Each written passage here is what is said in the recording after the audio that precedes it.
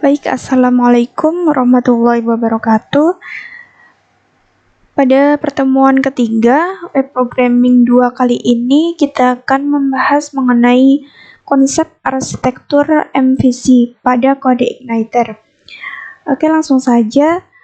Apa itu MVC? Sebelumnya, pada pertemuan kedua sudah sedikit disinggung ya, apa itu MVC. Di mana MVC ini merupakan singkatan dari model, view, dan controller.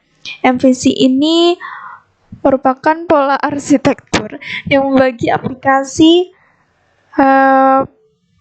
menjadi 3 komponen, yaitu model, controller, dan view, di mana model ini menangani masalah logika bisnis dan interaksi database, sedangkan controller mengkoordinasi aktivitas antara model dan view.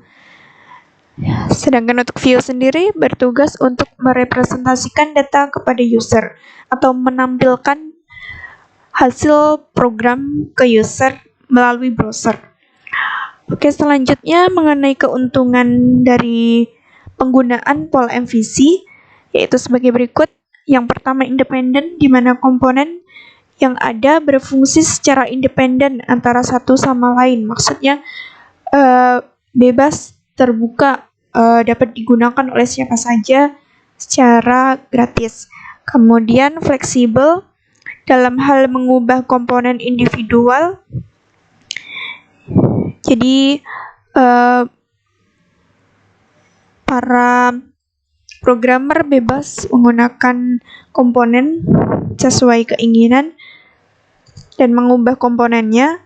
Kemudian yang ketiga, produktivitas, di mana programmer dapat meningkatkan produktivitas karena lebih dari satu orang yang bisa mengerjakan proyek yang sama di satu waktu. Oke. Selanjutnya berikut ini implementasi konsep MVC. Kita ambil contoh untuk halaman login.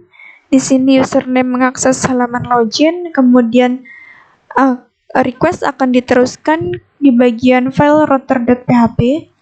Kemudian akan mengecek routing. Jika tidak ada routing, maka request akan diteruskan ke bagian controller. Pada controller akan mengatur tampilan sesuai request. Kemudian controller memerintahkan untuk menampilkan view pada form login. Selanjutnya user memasukkan username dan password, kemudian klik tombol login. Selanjutnya akan kembali ke routing. Routing akan melakukan pengecekan ketika pengguna klik tombol login. Jika tidak ada, maka akan diteruskan di controller. Selanjutnya mengirimkan username dan password ke bagian model. Kemudian model akan melakukan cek username dan password di database. Selanjutnya, model mengirimkan hasil pengecekan username dan password ke controller.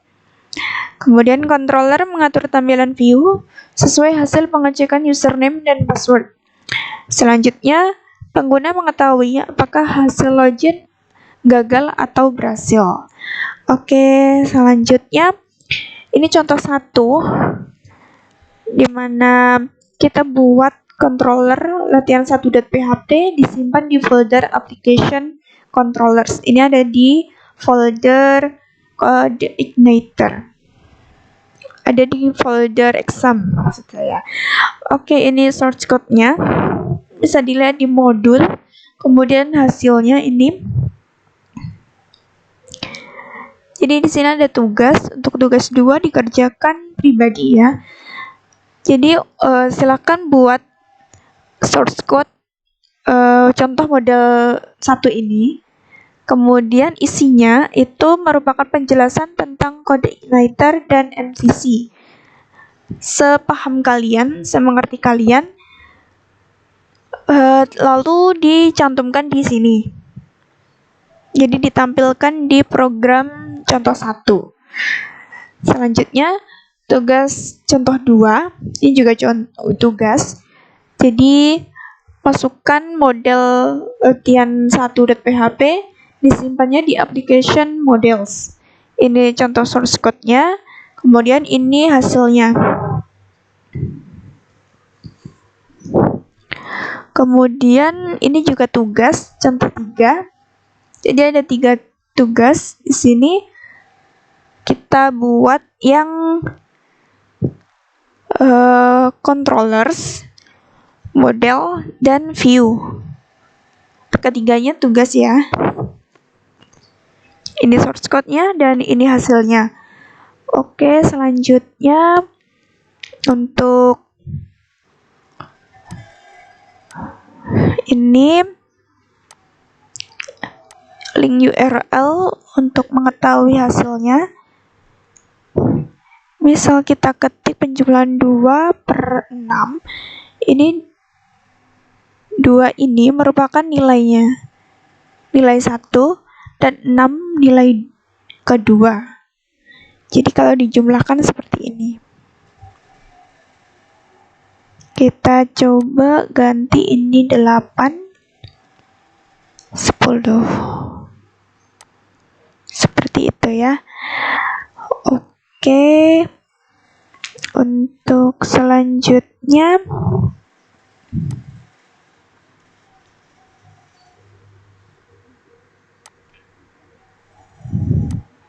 ini ada aturan untuk merancang model, view, dan controller, di mana dalam model itu harus memiliki atribut yang dapat mewakili elemen tertentu. Jadi harus memiliki atribut ya. Atribut yang ada di database itu harus disebut dalam model ini. Kemudian model harus berisi kode-kode yang menangani proses bisnis untuk data bersangkutan, misalnya untuk melakukan proses validasi data. Boleh berisi kode yang digunakan untuk memanipulasi data, misalnya untuk menambah baris data baru, mengubah baris data, dan menghapus baris data pada tabel. Kemudian tidak berisi kode-kode yang berkaitan langsung dengan permintaan yang dilakukan oleh user melalui URL. Jadi tidak berisi $get maupun $post. Kemudian model seharusnya tidak berisi kode-kode yang berkaitan dengan presentasi tampilan. Kemudian pada view ini harus berisi kode-kode yang bersifat presentasi. Biasanya berupa kode HTML. View juga dapat berisi perintah PHP. Kemudian tidak berisi kode PHP yang melakukan akses data secara langsung ke database. Jadi sebaiknya dilakukan oleh model untuk pemanggilan ke database. Kemudian untuk view harus menghindari kode PHP yang mengakses secara langsung permintaan dari user, sehingga tidak berisi $get maupun $post. Tugas ini sebaiknya didelegasi ke controller. Jadi kalau ada kode seperti ini harusnya di controller. Oke, selanjutnya controller ini boleh mengakses $get dan $post. Dan variabel PHP lainnya yang berkaitan dengan permintaan user. Kemudian controller boleh membuat objek dari kelas model dan mengarahkan ke view.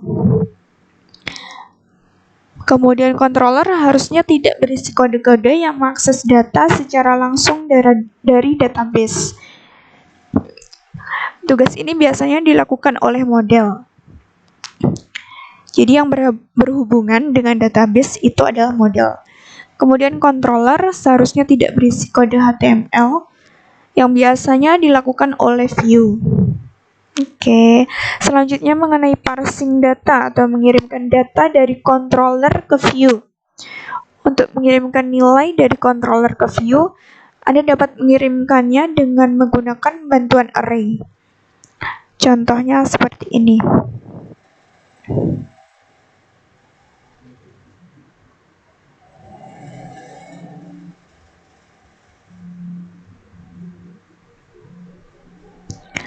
Oke. Jadi ada array-nya. Oke, untuk selanjutnya tugas 3 itu mengerjakan materi yang ada di pertemuan 4, yaitu membuat template sederhana dan dinamis dan setting base URL. Mungkin itu yang dapat saya sampaikan. Untuk materi tambahan nanti bisa saya share di LMS untuk videonya juga. Jadi silahkan dipelajari. Terima kasih atas perhatiannya. Sehat selalu, selalu patuhi protokol kesehatan. Sukses selalu untuk kalian. Akhir kata, apabila ada salah kata maupun kata-kata yang tidak pantas, mohon dimaafkan. Wassalamualaikum warahmatullahi wabarakatuh.